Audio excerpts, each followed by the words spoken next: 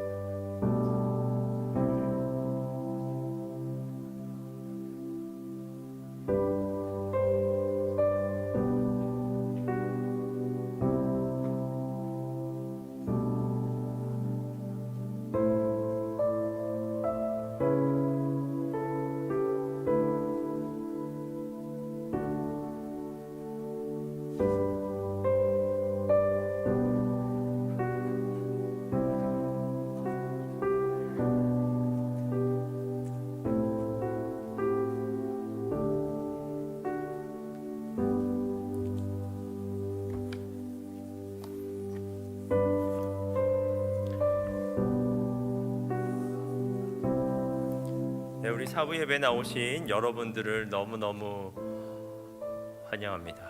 네, 우리가 또 기도하면서 예배 가운데로 나아가도록 하겠습니다. 이 시간 예배자로 결단하면서 기도하겠습니다. 여러분, 예배자는 관람객이 아닙니다.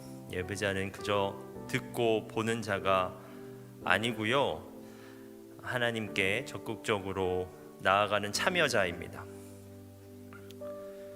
그래서 이 시간 우리는 하나님 앞에 우리의 몸을 드려야 합니다. 우리의 입술로 하나님을 찬양하는 것이 예배고, 우리의 손으로 하나님을 높여 드리는 것이 예배고, 우리의 귀로 하나님의 말씀을 듣는 것이 예배입니다. 그런데 또 그 행위만이 아니라요, 그 행위에 마음을 담아 내는 것이 예배입니다. 우리가 하나님을 사랑하는 마음을 담아내는 것, 그리고 우리가 그 하나님을 경배하는 마음을 표현하는 것, 그것이 예배입니다. 이 시간 우리가 관람객이 아니라 예배자로 나아갈 것을 결단하면서 기도하겠습니다. 우리가 진정한 예배자, 거룩한 예배자가 될 것을 결단하면서 기도하겠습니다.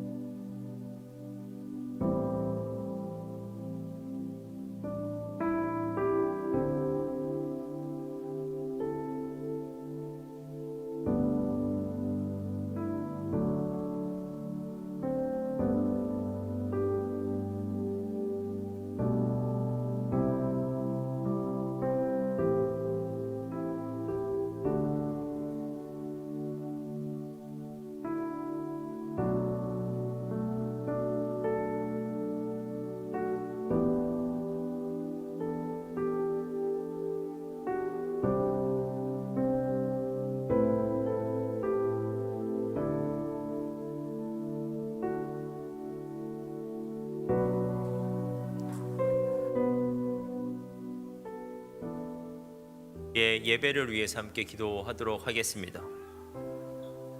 여러분, 우리는 이 시간 공동체로 함께 모여서 예배 드리고 있습니다. 이 공동체는 주님의 몸된 공동체이고, 그러므로 우리는 생명 공동체입니다. 이 공동체를 떠나서, 그리고 우리가 이 예배를 드리지 않고는 우리의 영적 생명을 도무지 유지할 수가 없습니다.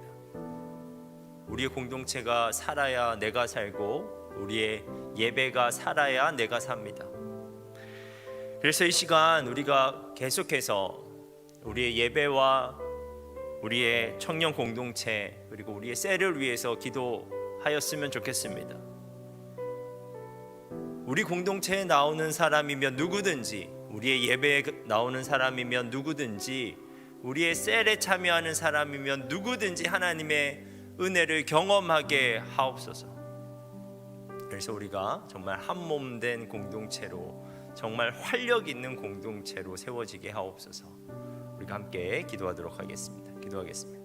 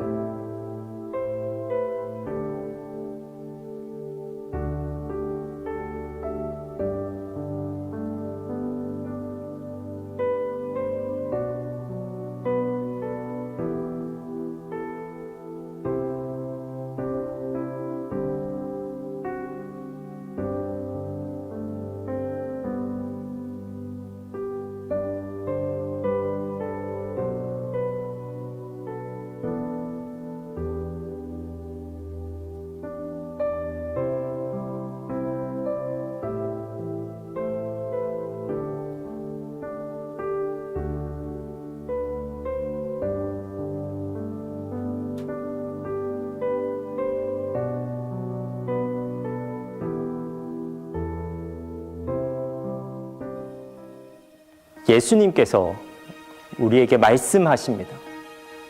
좋은 땅에 뿌려졌다는 것은 그 말씀을 듣고 받아 30배나 60배나 100배의 결실을 하는 자니라. 들을 귀 있는 자는 들으라. 아버지께 참되게 예배하는 자들은 영과 진리로 예배할 때가 오나니 곧 이때라.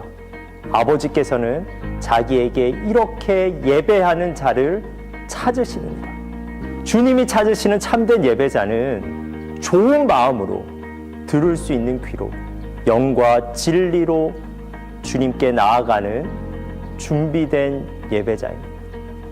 준비된 예배자, 그에게 주님의 은혜가 준비되어 있습니다. 지금 이 순간 이 자리에서 우리 함께 주님을 예배합시다. 우리 함께 주님의 은혜를 누립시다.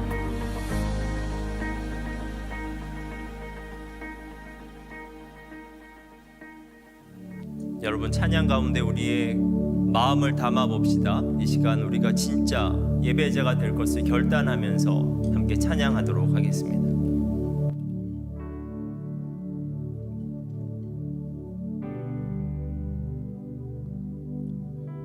주님께 드릴 마음의 예배, 주님을 위한, 주님을 향한 노래, 중심 잃은 예배 내려놓고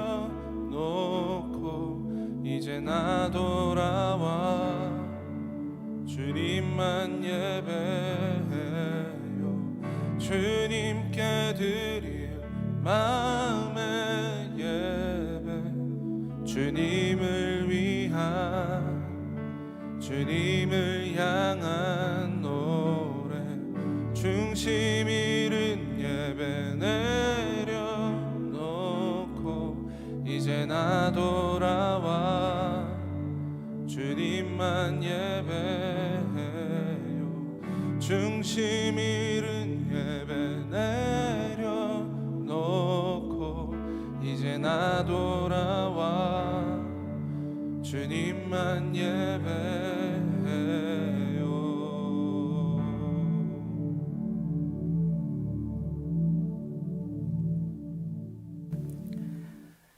이 시간 사도신경으로 우리의 신앙을 고백하도록 하겠습니다.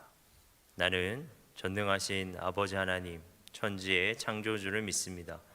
나는 그의 유일하신 아들 우리 주 예수 그리스도를 믿습니다. 그는 성령으로 잉태되어 동정녀 마리아에게서 나시고 본디오 빌라도에게 고난을 받아 십자가에 못 박혀 죽으시고 장사된 지 사흘 만에 죽은 자 가운데서 다시 살아나셨으며 하늘을 오르시어 전능하신 아버지 하나님 우편에 앉아 계시다가 거기로부터 살아있는 자와 죽은 자를 심판하러 오십니다.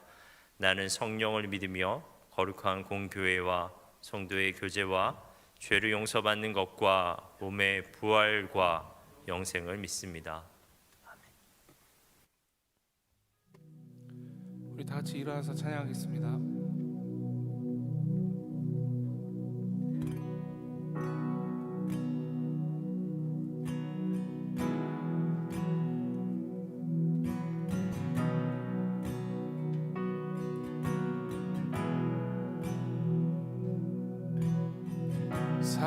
사랑하는 나의 아버지, 이름 높여드리니다.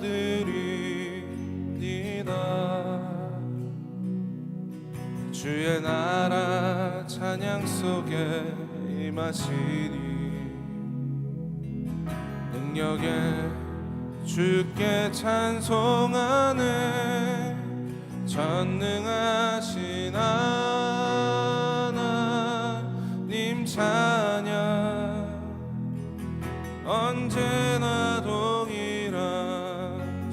주, 전능하신 하나님 찬양, 영원히 다스리네.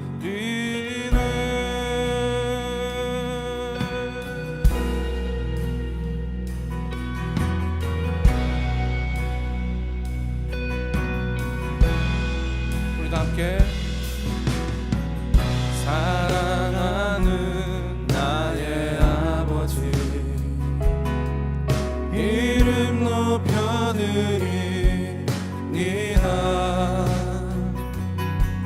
주의 나라 찬양 속에 임하시니 능력에 주께 찬송하네.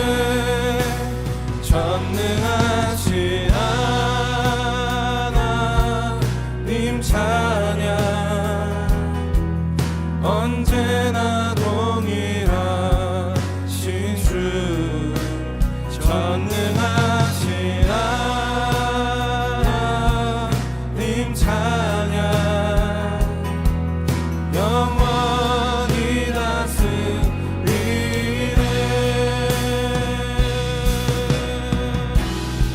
사랑하는 나의 아버지, 사랑하는 나의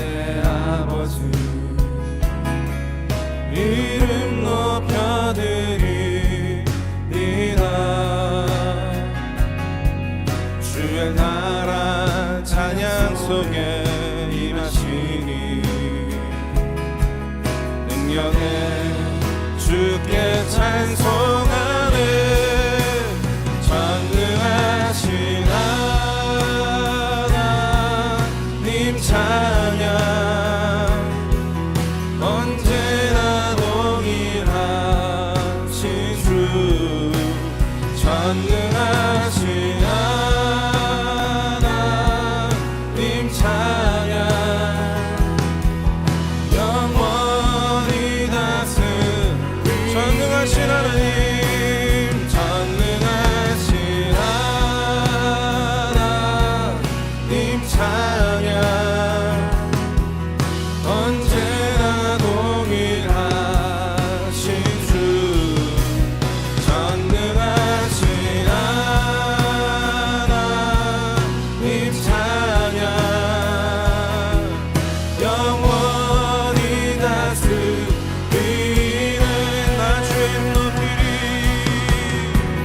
나 주의 이름 높이리 나 주의 이름 높이리 하늘 높이 올린 깃발처럼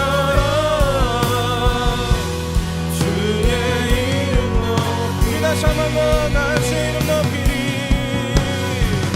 나 주의 이름 높이리 나 주의 이름 높이리 하늘 높이 올린 깃발처럼 주의 이름 높이리 전능하신 하나님 찬양 언제나 동일하신 주 전능하신 하나님 찬양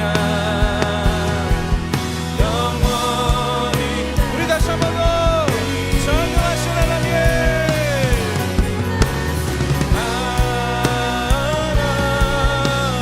찬양 언제나 동일하신 주 전능하신 하나님 찬양 영원히 다스리네 영원히 다스리네 주께 영원히 다스리네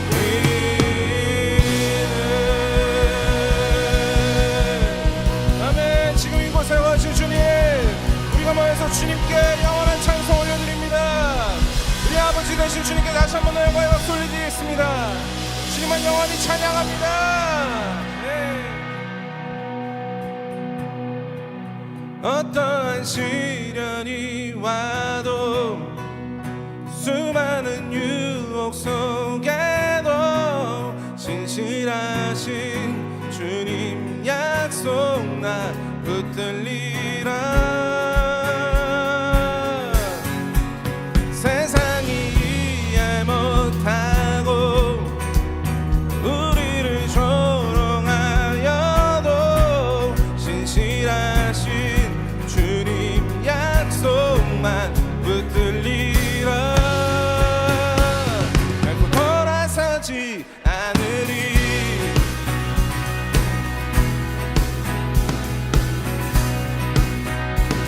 주님 뜻대로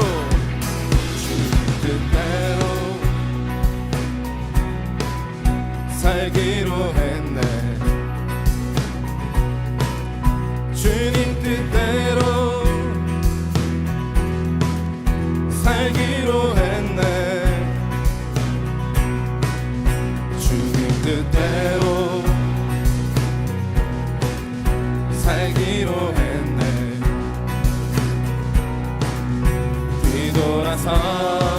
뒤돌아서지 세상 사람 이 세상 사람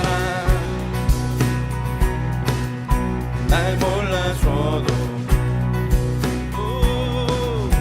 이 세상 사람 날 몰라줘도 이 세상 사람 날 몰라줘도 뒤돌아서지 않겠네 뒤돌아서지 않겠네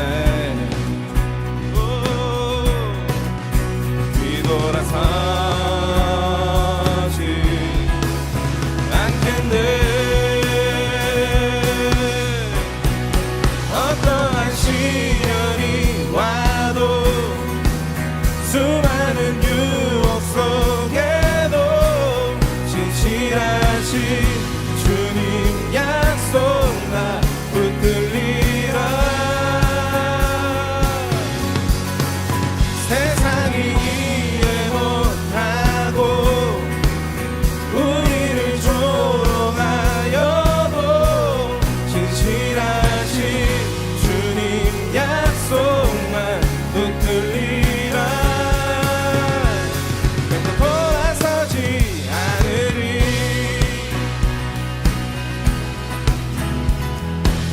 자 우리의 결단을 담아 고백하겠습니다 세상 등지고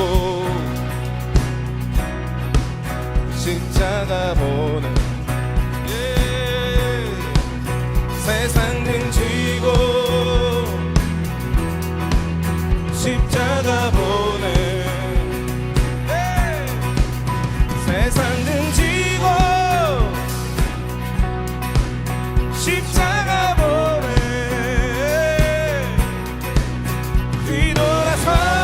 뒤돌아서지 않겠네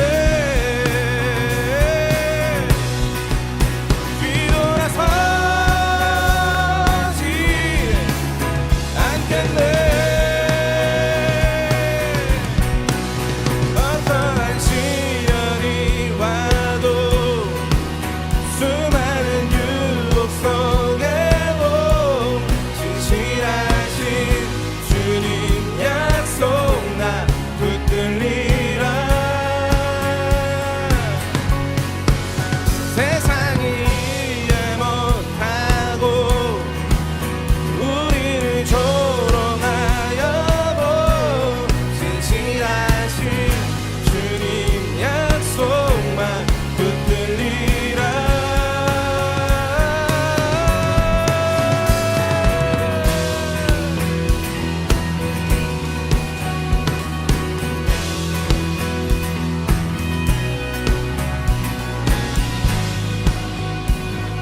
우리 주님께 우리의 마음을 담은 고백으로 어떠한 시련이 와도 어떠한 시련이 와도 수많은 유혹 속에도 진실하신 주님 약속 나 붙들리라 세상이 이해 못하고 우리를 조롱하여도 진실하신 주님 약속만 우리 다시 한번 더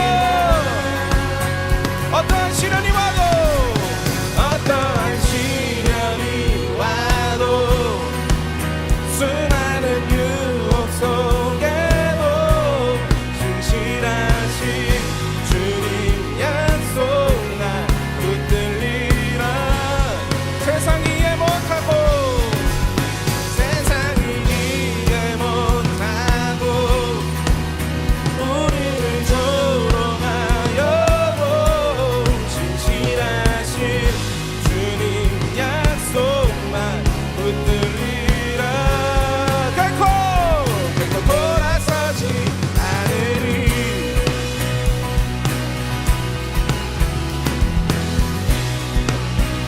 예수님 여기에 모인 우리가 오직 주님만 찬양하는 거에 우리의 삶을 쏟겠습니다 주님을 돌아서지 않겠습니다 네. 네. 다시 한 번 더 주님께 우리가 주님만 바라보며 살겠습니다. 결단의 박수, 결단의 찬양 올려드리면서 나아가겠습니다. 아멘.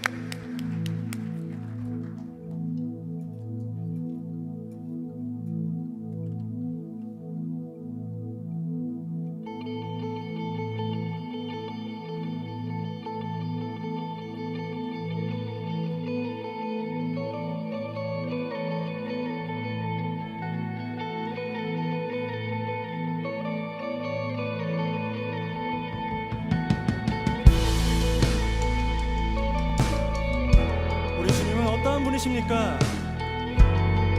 함께 선포하며 나아가겠습니다.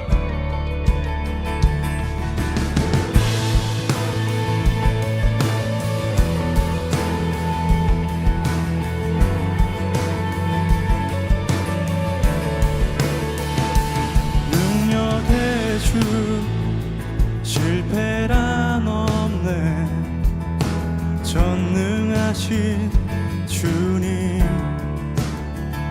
구하는 것보다 원하는 것보다 위대하신 주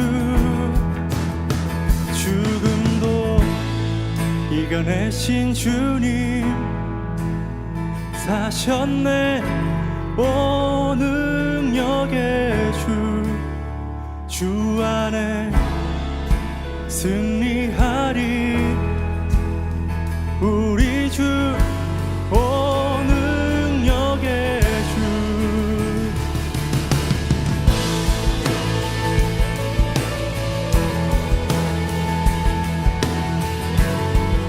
늘 우리와 함께 하시네 늘 우리와 함께 하시네 인도하시네 우리의 지식과 바람들보다 더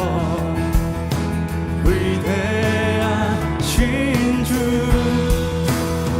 죽음도 이겨내신 주님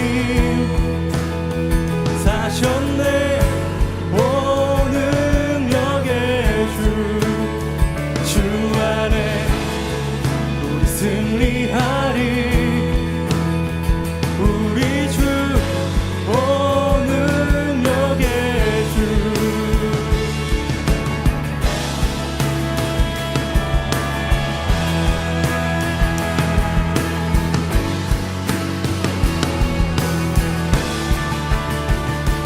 주 우리를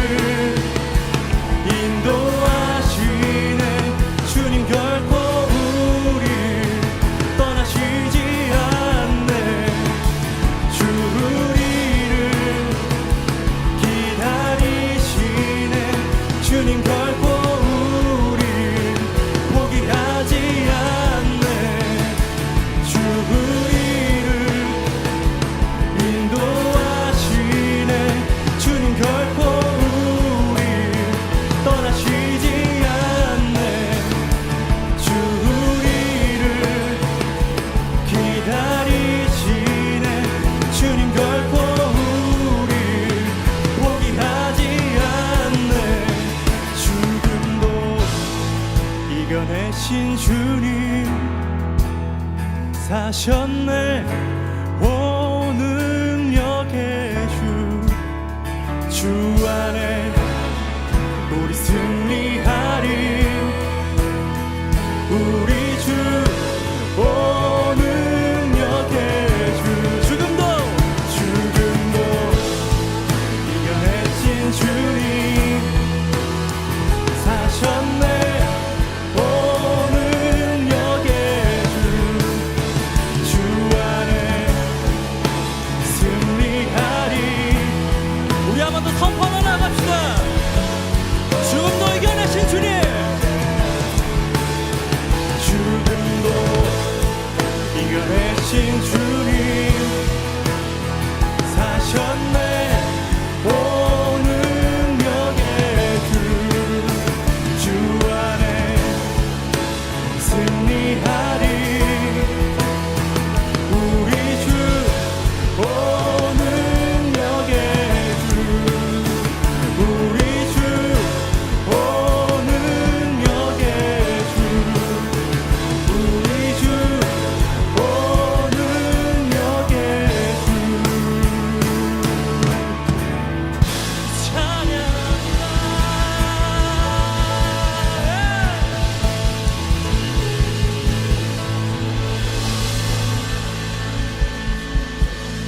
죽음도 이겨내신 주님 사셨네 온 능력의 주 안에 승리하리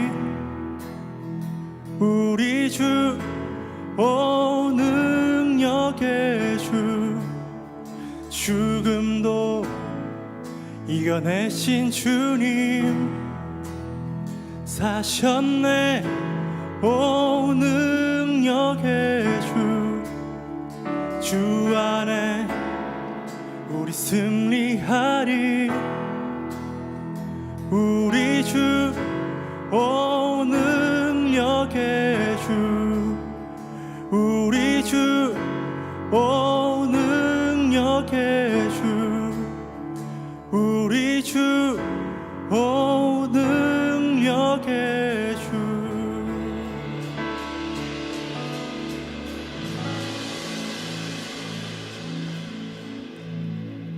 다시 한 번 더 우리와 언제나 함께 하시는 그 능력의 주님께 영광의 박수 올려드리겠습니다.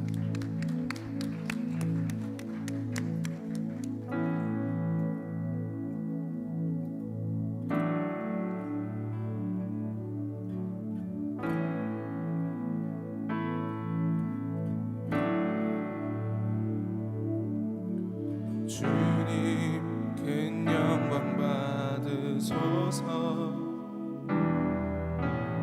홀로 찬양 받으소서 모든 이름 위에 뛰어난 그 이름 온 땅과 하늘이 다 찬양해 겸손하게 우리 무릎 꿇고 주 이름 앞에 영광 돌리세 모두 절하세 독생자 예수 주님께 찬양 드리리 모든 영광과 존귀와 능력 받으소서 받으소서 영광과 존귀와 능력 받으소서 받으소서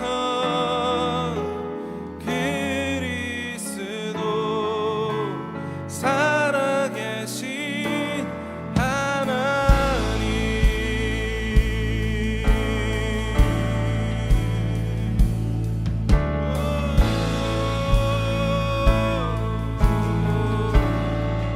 우리 함께 주님 큰 영광 받으소서 홀로 찬양 받으소서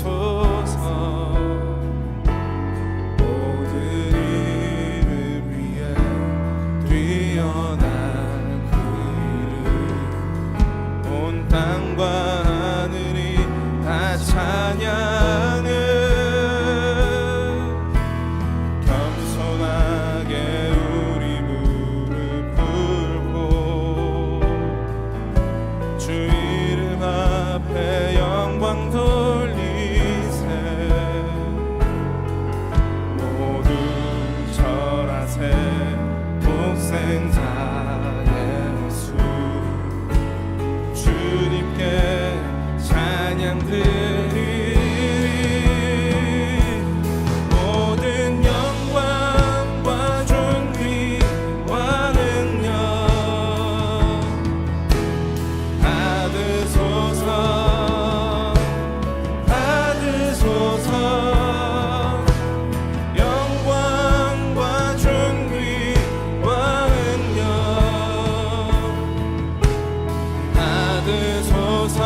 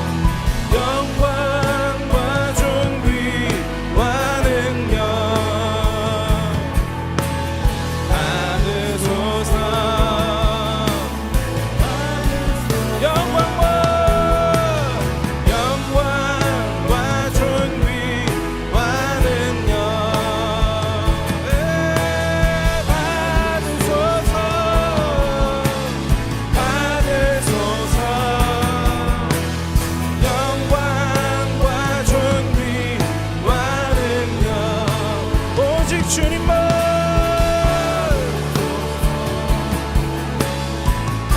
우리 다시 한 번 더. 영광과 존귀와 능력 오직 주님만.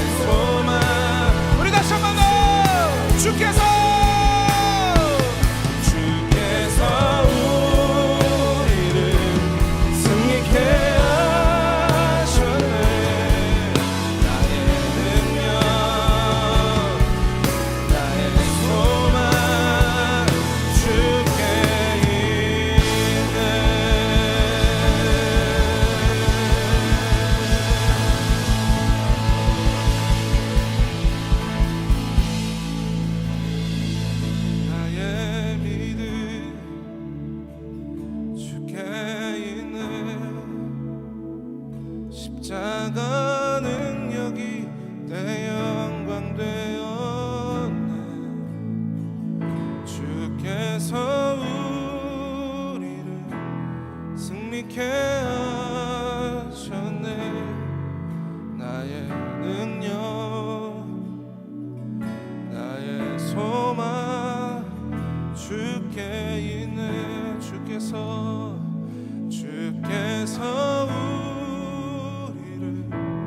승리케 하셨네. 나의 능력 나의 소망 주께 있네.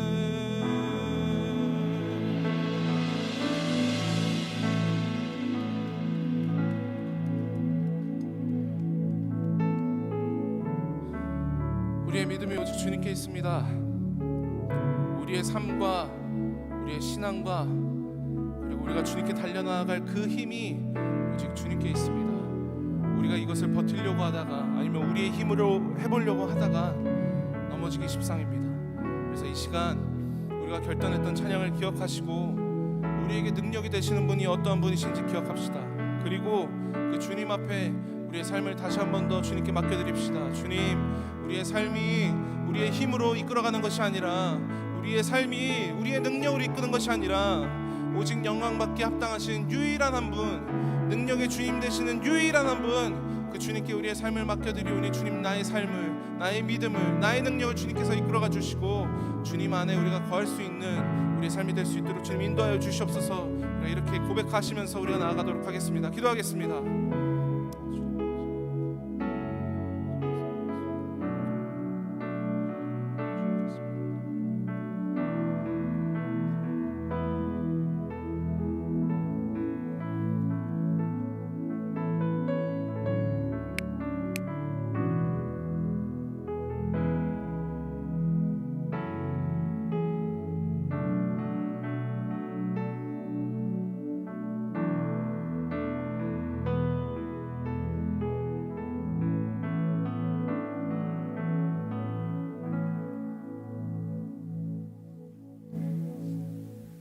참 좋으신 하나님 아버지, 오늘도 함께 예배하게 해주셔서 감사합니다.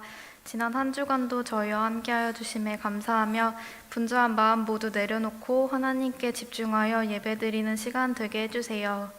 지난 한 주를 되돌아봅니다. 지난주 설교 말씀처럼 누군가에게 디딤돌이 되는 삶을 살기로 결단하였으나 걸림돌이 되는 삶을 살지는 않았는지요. 부족한 저희의 모습을 회개하오니 용서하여 주시고 다시금 하나님의 말씀을 따라 살아가는 삶 살게 해주세요. 주사랑 청년 공동체를 위해 기도합니다. 먼저는 청년부를 이끌어 가시는 김혁수 목사님을 위해 기도합니다. 날마다 성령 충만함을 더하여 주시고 목사님을 통해 많은 청년들이 하나님을 더 깊이 알아가게 되기를 소망합니다. 지치시지 않도록 언제나 쓰임 더하여 주시고 사역하시는 모든 순간들 가운데 함께하여 주세요. 찬양으로 섬기시는 셀라 찬양단을 위해 기도합니다. 날마다 영감 있는 찬양으로 섬기게 하시고 준비하는 가운데 먼저 은혜 받고 받은 은혜를 전하는 귀한 찬양단 되게 해주세요. 또한 저희 주사랑 청년부 각 지체들을 기억하여 주시고 붙잡아 주셔서 어두운 세상 가운데에서 빛이 되는 귀한 그리스도인으로 살아가게 해주시기를 소망합니다. 곧 사라질 것들에 마음 두지 않게 하시고 생명 되시는 예수님의 말씀으로 삶을 채우게 하시며 찬송과 기도가 끊이지 않는 삶을 살아갈 수 있도록 도와주세요. 그 가운데 하나님께서만 주실 수 있는 온전한 기쁨과 평안을 날마다 누리게 되기를 소망합니다. 곧 있을 청년부 겨울 수련회를 위해 기도합니다. 수련회를 기대하는 마음으로 기도로 준비하게 하시고 많은 청년들이 함께 참여하여 하나님을 만나고 공동체가 하나 되는 시간 되기를 소망합니다. 준비하는 모든 과정들 가운데 주님 함께하여 주세요. 곧 말씀을 듣습니다. 저희의 듣는 귀와 마음을 열어주시고 하나님께서 각자에게 예비하신 말씀을 듣게 되는 귀한 시간 되게 해주시기를 소망합니다. 이 모든 것 감사드리며 살아계신 예수 그리스도의 이름으로 기도합니다. 아멘.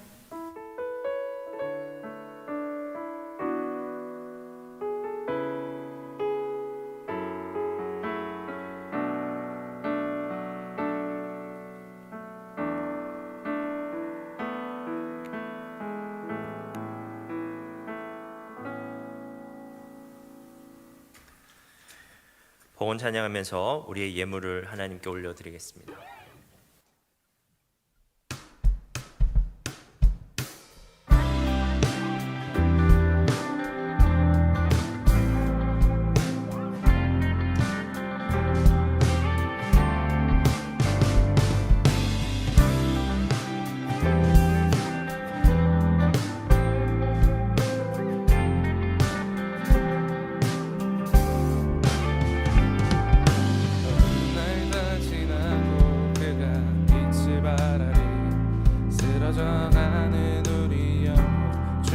붙잡아 주시리.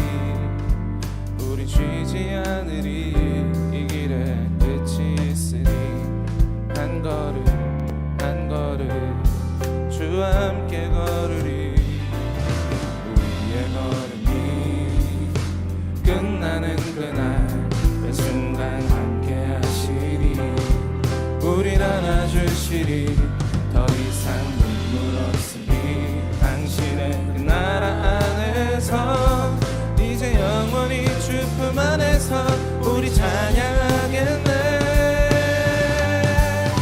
우리 가는 이 길 세상이 위험하다 해도 우리는 주가 보여주신 그한 소망이 있으니 어둠의 조각조차 그곳에 발들이지 못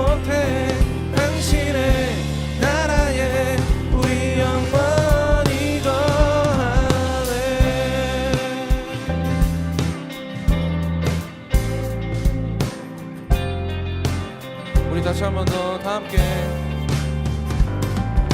어두운 날 다 지나고 그가 빛을 발하니 쓰러져가는 우리 영혼 주가 붙잡아 주시리. 우리 쉬지 않으리. 이 길에 끝이 있으니 한 걸음 한 걸음 주와 함께 걸으리. 우리의 걸음이 끝나는 그날 그 순간 함께 하시니 우린 안아주시니 더 이상 눈물 없으니 당신은 그 나라 안에서 이제 영원히 주 품 안에서 우리 찬양하겠네. 우리가 이길 세상이 위험하다 해도 우리는 주가 보여주신 그 한 소망 있으니 어둠의 조각조차 그곳에 발들이지 못해 당신의 나라에 우리 영원히. 우리가 이길 세상이 미련하다 해도 우리는 주가 보여주신 그 한 소망 있으니 어둠의 조각조차 그곳에 발들이지 못해 당신의 나라에 우리 영원히 거하네.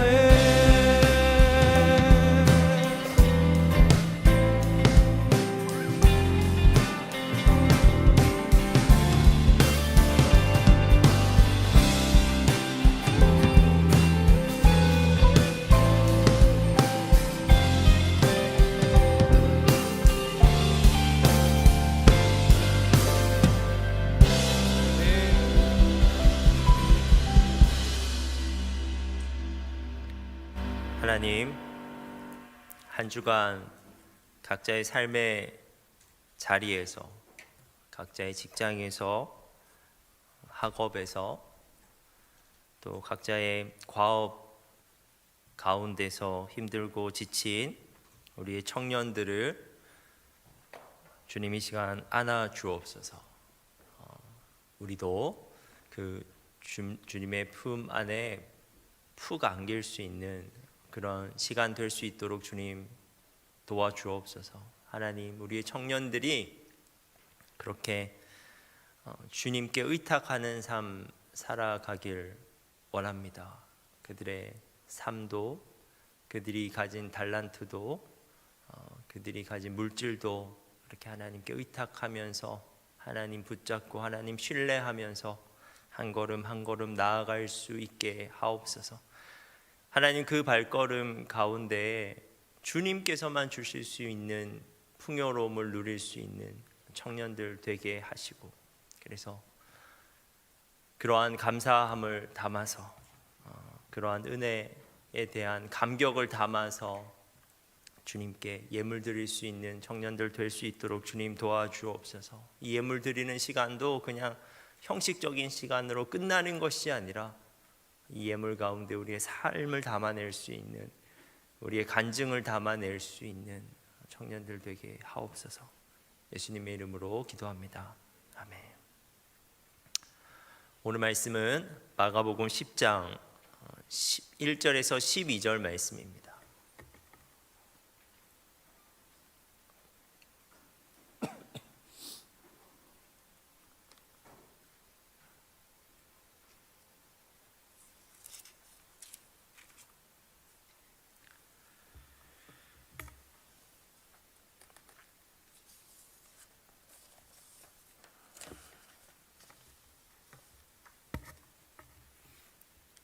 오늘 말씀은 마가복음 10장 1절에서 12절 말씀인데요, 우리가 한 절씩 교독하도록 하겠습니다.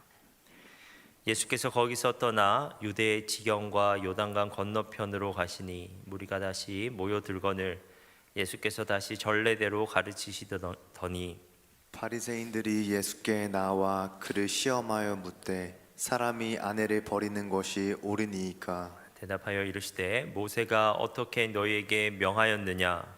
이르되 모세는 이혼 증서를 써주어 버리기를 허락하였나이다. 예수께서 그들에게 이르시되 너희 마음이 완악함으로 말미암아 이 명령을 기록하였거니와 창조 때로부터 사람을 남자와 여자로 지으셨으니 이러므로 사람이 그 부모를 떠나서 그 둘이 한 몸이 될지니라. 이러한즉 이제 둘이 아니요 한 몸이니 그러므로 하나님이 짝지어 주신 것을 사람이 나누지 못할지니라 하시더라. 집에서 제자들이 다시 이 일을 물으니 이르시되 누구든지 그 아내를 버리고 다른 데에 장가드는 자는 본처에게 간음을 행함이요 또 아내가 남편을 버리고 다른 데로 시집가면 간음을 행하니라. 아멘. 마가복음은 길 위의 복음이라고도 불립니다. 마가복음에서는 길이라는 단어가 16번이나 사용되는데요. 그래서 예수님과 제자들은 마가복음에서는 계속해서 길 위에 있습니다. 8장에서는 예수님과 제자들이 가이사랴 빌립보에 있었습니다. 가이사랴 빌립보라는 지역은 유대의 가장 북쪽 지역이 이제 갈릴리인데 그 갈릴리에서도 더 북쪽으로 한 40km 정도 떨어진 이방 지역이었습니다. 그리고 9장에서는 그 가이사랴 빌립보에서 갈릴리로 오셨습니다. 그리고 오늘 본문 1절을 보면 갈릴리에서 유대 지경과 요단강 건너편으로 또 이동하셨습니다. 1절입니다.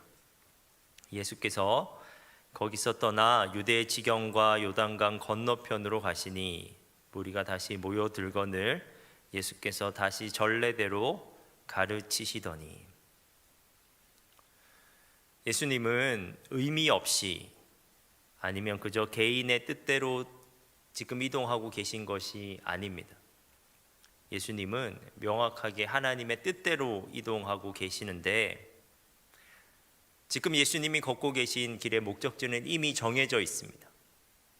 그 목적지는 예루살렘이고 결국 이 길은 십자가를 향하고 있는 길입니다. 지금 예수님은 제자들과 공생애에서의 마지막 여행을 하고 계신 것입니다. 마가복음 10장은 바로 그 길 위에서 이제 예루살렘으로 올라가시는 길 위에서 예수님께서 베푸신 몇 가지 공개적인 가르침에 대해서 기술하고 있습니다. 이때는 예루살렘에 들어가기 이제 직전입니다. 유대 지역까지 내려오셨기 때문에 예루살렘에 들어가기 직전인데 그 시점에서 예수님께서는 세상의 가치관과는 다른 하나님 나라의 가치관에 대해서 무리에게 그리고 제자들에게 교육하고 계십니다. 오늘 본문은 특별히 한 가지 특정한 주제에 대해서 예수님과 바리새인 사이에 벌어진 논쟁을 기술하고 있는데요. 그 논쟁의 주제가 바로 이혼이었습니다. 오늘 본문 2절입니다. 바리새인들이 예수께 나와 그를 시험하여 묻되 사람이 아내를 버리는 것이 옳으니까. 바리새인들이 예수님께 나와서 물은 질문이 이것이었습니다. 사람이 아내를 버리는 것이 옳습니까?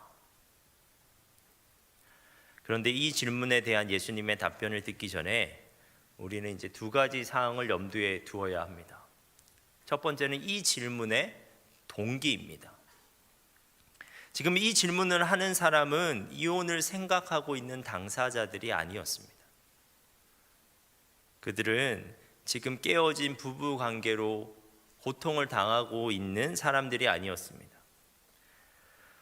그들은 이 질문을 통해서 예수님을 시험에 빠뜨리고자 하는 사람들이었습니다.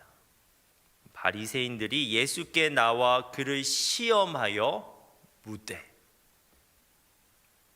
이 질문은 율법적으로 정치적으로 굉장히 민감한 질문이었습니다. 먼저 이혼의 문제는 바리새인의 두 학파가 있었는데 그 두 학파 사이에서 율법 해석을 두고 첨예하게 대립하고 있는 주제였습니다. 그뿐만 아니라 이혼의 문제는 굉장히 정치적인 이슈였습니다. 세례 요한의 죽음이 생각나십니까? 세례 요한은 분봉왕 헤롯의 이혼과 그의 재혼, 그러니까 헤롯이 형제 아내와 결혼한 것에 대해서 비판하다가 죽임을 당했습니다. 이혼은 그 당시 헤롯 가문에게 굉장히 민감한 주제였고 예수님의 발언에 따라서는 얼마든지 모함을 당할 수 있는 주제였습니다. 그러므로 바리새인들은 예수님을 어떻게 해서든지 공경에 빠뜨리고자 하는 완악한 마음을 품고 지금 이 이혼에 대한 주제에 대해서 질문하고 있는 것입니다. 그리고 두 번째로 염두에 두어야 하는 것은 이혼의 개념에 관한 겁니다. 예수님 당시의 이혼은 현재 우리 시대의 이혼과는 양상이 굉장히 많이 다른데요.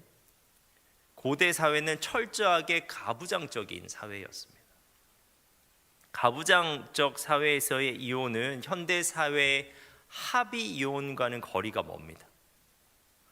오늘 본문 2절에서도 이혼을 어떻게 표현하고 있냐면요, 아내를 내버리는 것이라고 표현하고 있습니다. 이혼은 남편의 권한이었습니다. 남편에게는 아내를 데리고 있을 권한도 있었고 아내를 내쫓을 권한도 있었습니다.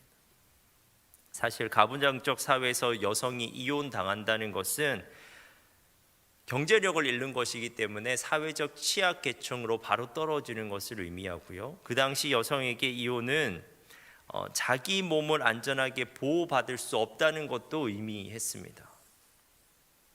그런데 가부장적 문화에서 남편이 아내를 버릴 때 그 이후에 아내가 당할 어려움에는 전혀 관심을 가지지 않은 채 자신의 욕망에 따라서 자신의 변덕에 따라서 그 권한을 마음대로 사용하는 경우가 많았습니다. 남편이 아내를 한 인격체로 대우하지 않고 자신의 소유물이나 욕망의 대상으로 취급하는 인간의 완악함이 가부장적 문화 가운데, 특별히 그 당시 이혼 제도 가운데 표출되고 있었던 것입니다. 이제 이러한 두 가지 사항을 한번 우리가 생각하면서 계속해서 논쟁을 살펴보겠습니다. 예수님께서 사람이 아내를 버리는 것이 옳습니까? 라는 바리새인의 질문을 받으시고 그들에게 역으로 질문하셔요. 모세가 어떻게 너에게 명하였느냐? 이에 바리새인들은 모세는 이혼 증서를 써주어 버리기를 허락하였나이다 라고 답합니다. 그들은 신명기 말씀을 가지고 이혼 증서만 써주면 아내를 언제든지 버릴 수 있다고 분명히 말씀에서 그렇게 적혀 있다고, 말씀에 그렇게 적혀 있다고 지금 자신 있게 말하고 있는 것입니다. 하지만 사실 신명기 율법은 이혼 증서만 써주면 언제든지 아내를 버릴 수 있도록 허용하는 법이 아닙니다. 신명기 24장 1절 말씀이 이러한데요. 사람이 아내를 맞이하여 데려온 후에 그에게 수치되는 일이 있음을 발견하고 그를 기뻐하지 아니하면 이혼 증서를 써서 그의 손에 주고 그를 자기 집에서 내보낼 것이요. 우리가 현대적인 관점에서 이 율법을 보았을 때는 이해되지 않는 측면이 있습니다. 마치 율법이 일방적으로 아내를 내쫓을 수 있는 남편의 권리만 옹호하는 것처럼 보이기 때문에 그렇습니다. 하지만 우리가 당시의 시대적 배경을 이해하면 이 율법이 오히려 선한 목적을 가지고 있음을 우리가 알게 되는데요.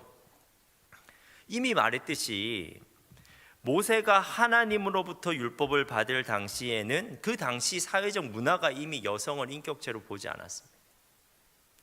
자기 아내를 소유물처럼 또는 놀잇감처럼 여겼습니다. 그리해서 남편들이 아내를 버리는 일이 너무 많았습니다. 남편들이 아내를 버리는 일이 비일비재했습니다. 마치 낡은 물건 버리듯이 함부로 아내를 내쫓아 버렸습니다. 그러기에 하나님은 이미 타락한 세상 풍조 속에서 함부로 아내를 버리는 죄악을 방지하기 위해서 이혼에 대한 율법을 이스라엘 백성들에게 주신 것입니다. 오히려 이 법은 이혼할 수 있는 사유를 아내에게 수치되는 일이 있음을 발견했을 때라고 한정하면서 인간의 완악함으로 자행되는 이혼을 최소한으로 어떻게든 줄여보고자 하는 법이었습니다. 그리고 증서를 써줘서 이혼을 입증하여 이혼 후에 재혼할 수 있는 여성의 권리를 보장하는 법이었습니다. 그 하나님의 마음과 의도를 아시겠어요?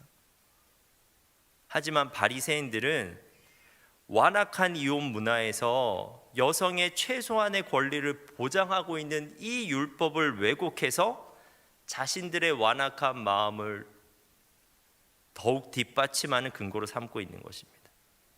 그들은 자신의 이혼을 통해서 정욕을 시행하면서도 죄책감으로부터 벗어나고 싶었습니다. 율법은 궁극적으로 하나님에 대한 사랑 그리고 이웃에 대한 사랑에 관심이 있지만 그들은 자신의 욕망을 채우는 일에 그 율법을 이용해서 정당성을 부여하고 있는 거예요. 4절의 바리새인의 답변까지 들은 예수님은 5절부터 바리새인들의 질문에 드디어 답을 하십니다. 5절에서 9절입니다. 예수께서 그들에게 이르시되 너희 마음이 완악함으로 말미암아 이 명령을 기록하였거니와 창조 때부터 사람을 남자와 여자로 지으셨으니 이러므로 사람이 부모를 떠나서 그 둘이 한 몸이 될지니라. 이러한즉 이제 둘이 아니요 한 몸이니 그러므로 하나님이 짝지어 주신 것을 사람이 나누지 못할지니라 하시더라. 이것이 예수님의 답변입니다. 사람이 아내를 버리는 것이 옳습니까? 라는 질문에 대한 예수님의 답변은 옳지 않다는 겁니다. 하나님이 짝지어 주신 것을 사람이 나누지 못한다는 것입니다. 예수님은 이미 타락해버린 세상 문화를 기반을 해서 얘기하시는 것이 아니라 지금 창조를 기반으로 해서 얘기하시는 거예요. 창조 사건 한번 떠올려 봐라. 너의 욕망으로 인해서 너의 아내가 주어진 것이 아니라 하나님의 목적으로 말미암아서 결혼 제도가 시작되었고 하나님의 목적대로 그 아내를 바라보라는 겁니다. 완악한 마음이 아니라 세상 풍조에 그냥 휩쓸려 떠내려가는 그 마음이 아니라 최초에 하나님이 주신 그 순수한 마음으로 아내를 바라보라는 것입니다. 그렇게 바라보는 아내는 욕망의 대상이 될 수가 없습니다. 한 명의 인격체입니다. 그렇게 바라보는 아내는 결혼으로 자신과 연합된 한 몸이라는 것입니다. 함부로 찢어버릴 수가 없습니다. 자신의 몸의 지체를 함부로 찢어버릴 수 없듯이 그렇게 아내를 도저히 버릴 수가 없다는 것입니다. 그러므로 자신의 욕망과 변덕에 따라서 아내를 버리고자 하는 완악한 마음으로 하는 이혼은 아무리 이혼 증서를 써줘도 하나님 앞에서는 허용되지 않는다고 말씀하신 것입니다. 욕망으로 더럽혀진 완악한 마음으로 행하는 이혼은 하나님 앞에서는 세상 법으로는 모르겠지만 사회적 통념, 사회적 관습으로 비춰봤을 때는 모르겠지만 하나님 앞에서는 불법이라는 겁니다.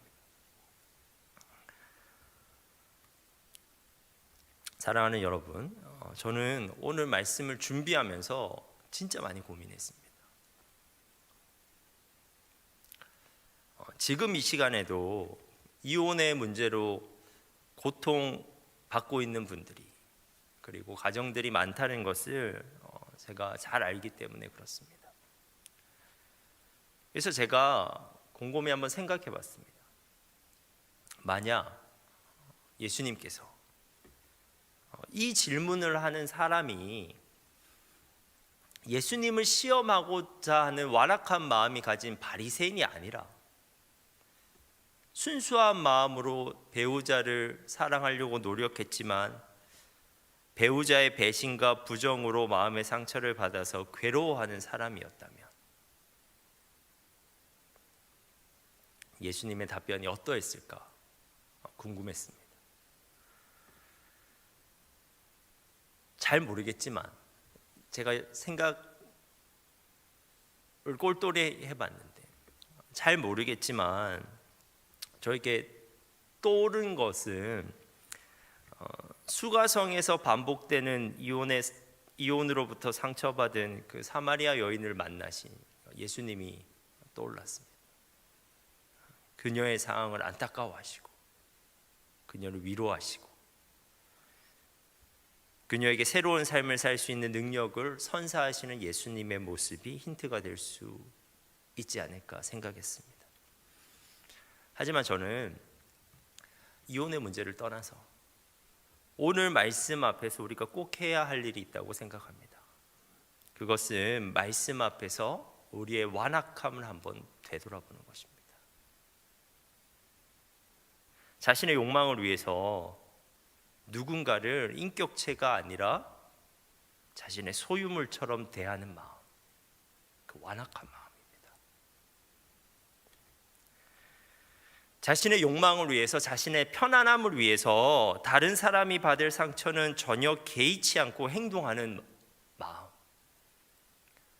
그 완악한 마음입니다.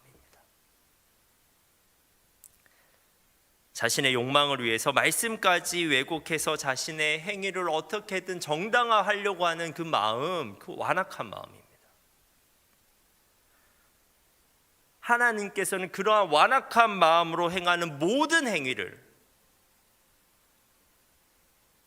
사회적 법과 질서에는 맞을 수도 있지만 하나님께서는 최소한 그 행위를 불법으로 여기십니다. 그리고 여러분, 이 시간 특별히 말씀을 읽거나 듣고 반응하는 여러분의 마음도 한번 점검해 보십시오. 마가복음 7장에서 우리가 함께 살펴보았던 고르반이라고 하는 규례가 생각나십니까? 유대인에게는 고르반이라고 하는 규례가 있었습니다. 종교적 전통이고 좋은 규례였습니다.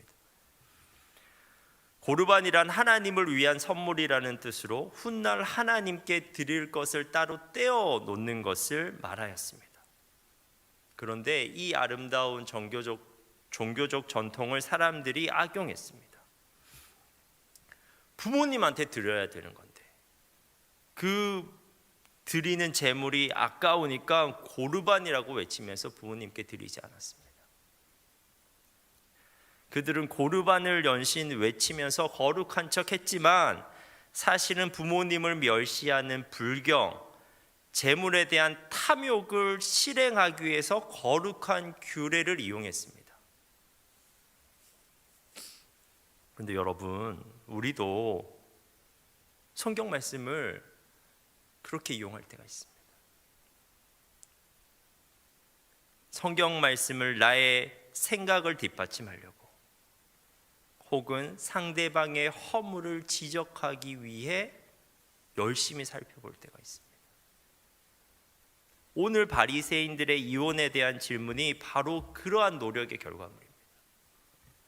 그들은 자신의 욕망을 정당화하려는 목적으로 말씀을 살펴보았고 예수님을 비난할 목적으로 말씀을 이용했습니다. 그런데 그러한 마음으로, 그러한 완악한 마음으로 말씀을 보고 들으면요, 그 말씀에 담긴 하나님의 뜻과 마음을 도무지 읽어내지 못합니다. 신명기 말씀에 그 24장 1절에 담긴 그 하나님의 마음이 안 느껴지십니까? 이혼하라는 게 아니잖아요. 이혼할 수밖에 없는 상황이 너무 안타까운 겁니다. 어떻게든 그 이혼을 줄여보고 싶은 거죠. 그리고 이혼당한 여자의 최소한의 권리를 배려하고자 하는 그 하나님의 마음, 그게 지금 그 말씀에 담겨 있는데 이 완악한 바리새인들은 그 말씀을 가지고 오히려 자신의 이혼을 정당화하는 데 사용하고 있습니다.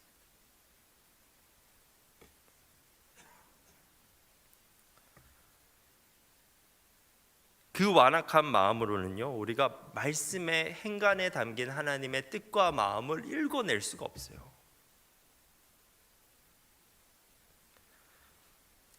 그래서 우리가 현재 말씀을 읽으면서 말씀을 들으면서 하나님의 뜻과 하나님의 마음이 나에게 느껴지지 않는다면 우리의 마음을 반드시 점검해 봐야 됩니다. 내 마음이 지금 완악한 것이 아닌가. 그 말씀을 읽는 동기, 그 말씀을 사용하고자 하는 목적을 한번 점검해 봐야 합니다. 사랑하는 청년 여러분, 이 시간 예수님께서는 여러분에게 말씀하십니다. 욕망으로 더러워진 완악한 마음을 버려라.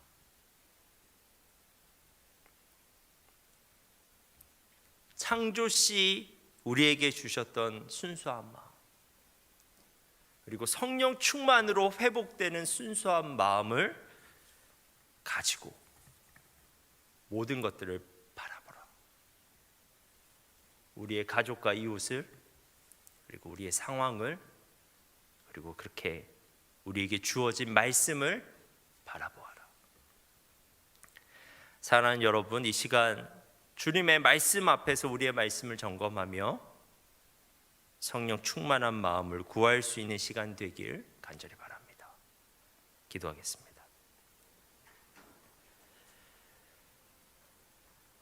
하나님, 이 시간 우리 안에 있는 완악한 마음을 제거해 주시길 간절히 구합니다. 우리의 욕망을 위해 쉽게 누군가에게 상처 주며 쉽게 누군가를 버리고자 하는 죄악된 마음을 제하여 주옵소서. 예배하는 이 시간을 통해 우리를 다시 한번 성령 충만케 하사 순수한 마음으로 모든 것을 바라볼 수 있게 하옵소서. 예수님의 이름으로 기도합니다. 아멘.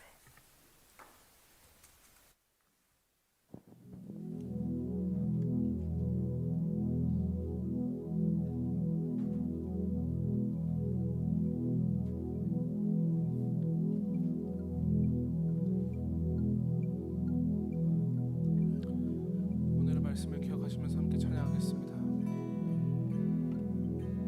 나의 마음은 정금과 같이 정결케 하소서.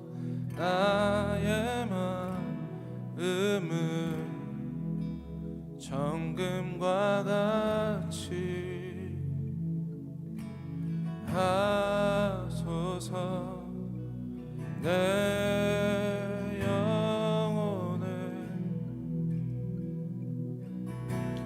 한 소망이 있으니 주님과 같이 거룩하게 하소서. 나의 삶을 드리니 거룩하게 하소서.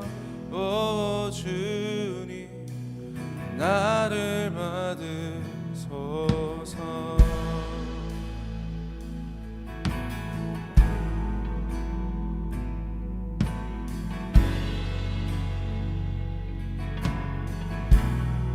나의 마음을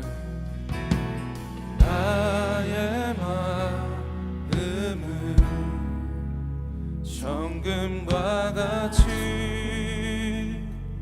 정결케 하소서. 나의 마음은 정금과 같이 하소서.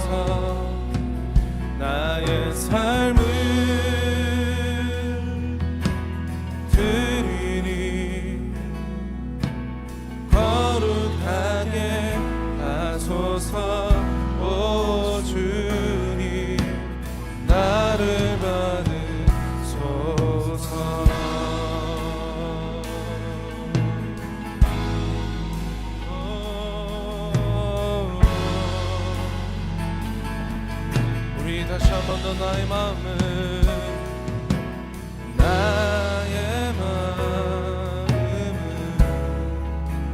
정금과 같이 정결케 하소서. 나의 마음은 정금과 같이 하소서. 내 영혼을 한 소망이 있으니 주님과 같이 거룩하게 하소서. 나의 삶을 드리니 거룩하게 하소서. 주님 나를 받으소서.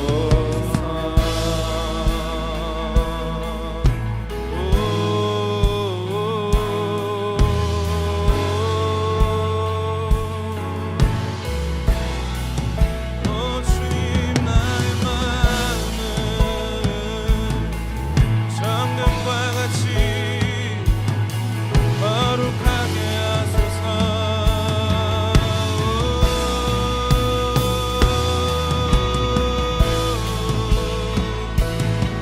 주님과 같이 거룩하게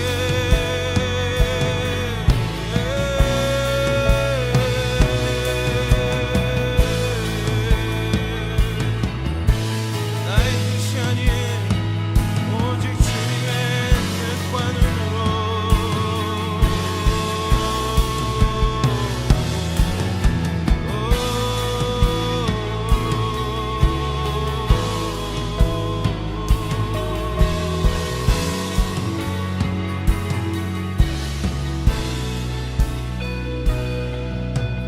나의 마음은 정금과 같이 정결케 하소서. 나의 마음은 정금과 같이 하소서. 내 영혼을 한 소망이 있으니 주님과 같이 거룩하게 하소서. 나의 삶을 드리니 거룩하게 하소서. 오 주님 나를 받으소서. 나를 받으소서. 나를 받으소서.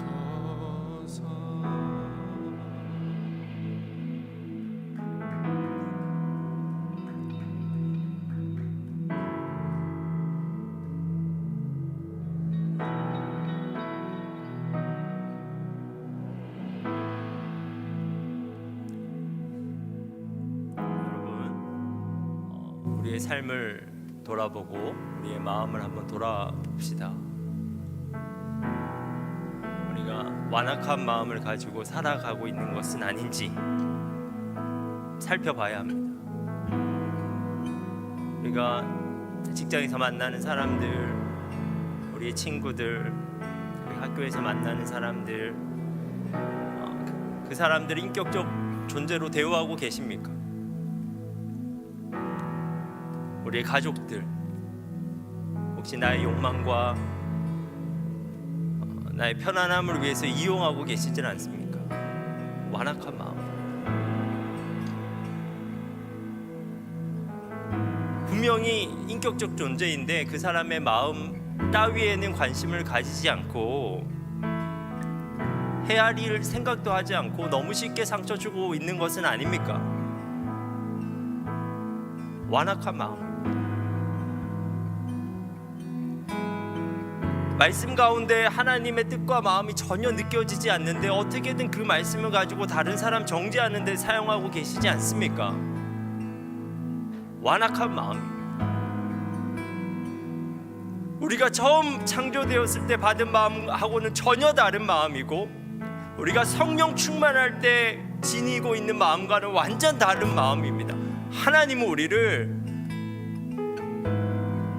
회복시키고 살리는 사람으로 만들어 놓으셨는데 상처 주고 죽이는 사람이 되어버린 것은 아닙니까?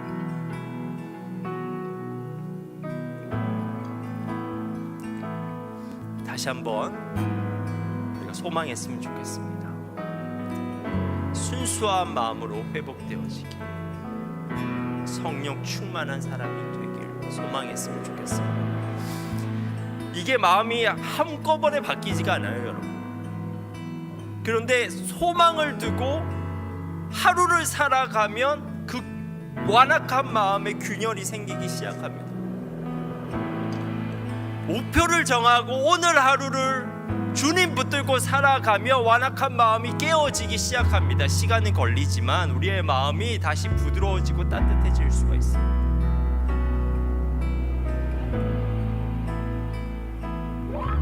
우리가 다시 한번 그 소망을 품고 성령 충만함을 구하면서 정결한 마음을 구하면서 순수한 마음을 구하면서 우리가 함께 기도하도록 하겠습니다. 기도하겠습니다.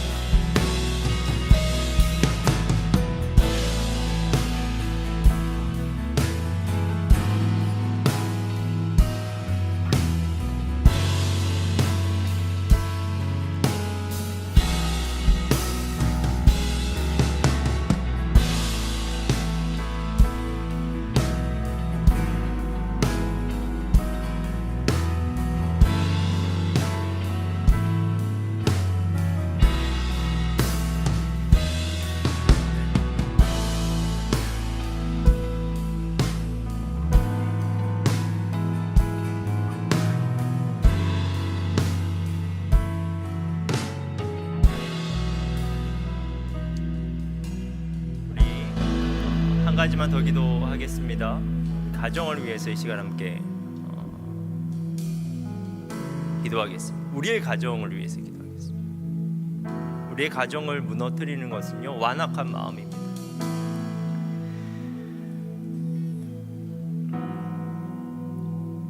가정 내에서 나만의 편안함을 추구하는 것, 나만의 권리만을 주장하는 것, 그 완악한 마음이 가족들에게 상처가 되고 그 완악한 마음이 우리의 가정을 무너뜨립니다. 우리가 가족 구성원에서 감당하고 있는 역할이 굉장히 작을 것 같지만 그렇지 않습니다. 기도하는 그리스도인, 진정한 그리스도인은 그 가정을 변화시킬 수 있는 사람입니다. 누구 한 명이라도 그 완악한 마음을 주님을 사랑하는 마음으로, 기도하는 마음으로 걷어들이고 순수한 마음으로 하나님께서 주신 관점으로 가족들을 바라보고 그 가족들을 섬기기 시작했을 때 그 가정이, 무너졌던 가정이 세워지고 깨어졌던 가정이 회복됩니다. 여러분을 예수 먼저 믿게 하신 것이 그 이유일 수도 있습니다. 지금 이 말씀을 듣게 하신 것이 그 이유일 수 있습니다. 우리가 이 시간 우리의 가정을 위해서 함께 기도하겠습니다.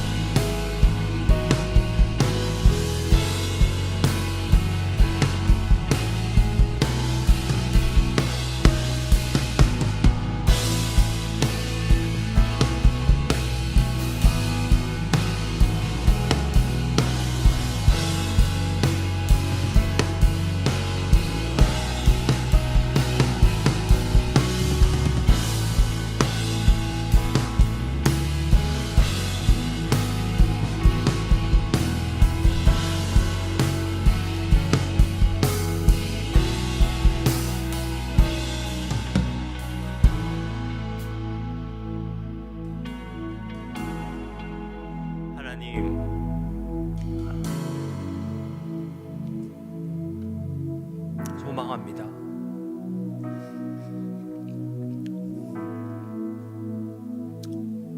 우리에게 완악한 마음이 물러가고 순수한 마음이 회복되길 소망합니다.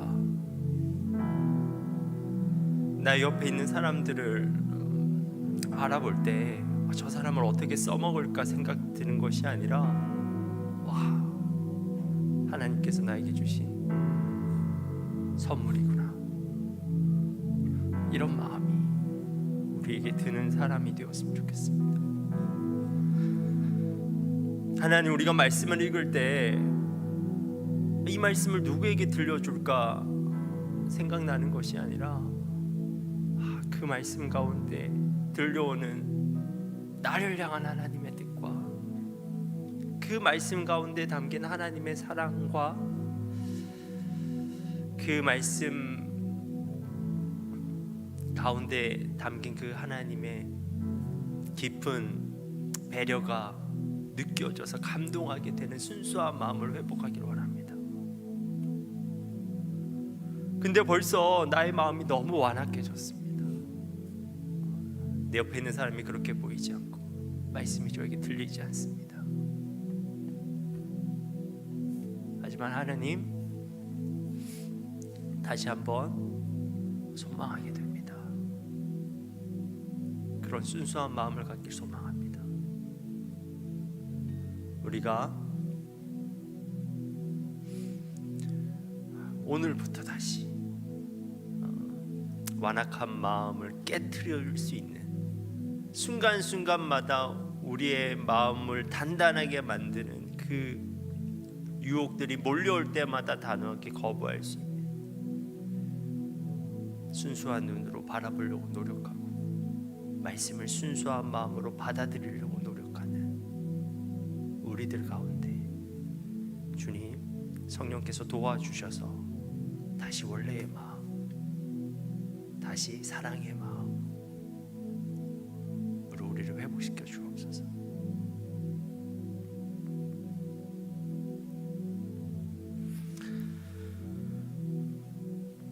이제는 우리 주 예수 그리스도의 은혜와 하나님의 풍성하신 사랑과 성령의 교통하심이 완악한 마음으로부터 돌아서길 결단하는 여기에 모인 모든 성도들 위해 영원토록 함께 하시기를 간절히 축원하옵나이다. 아멘.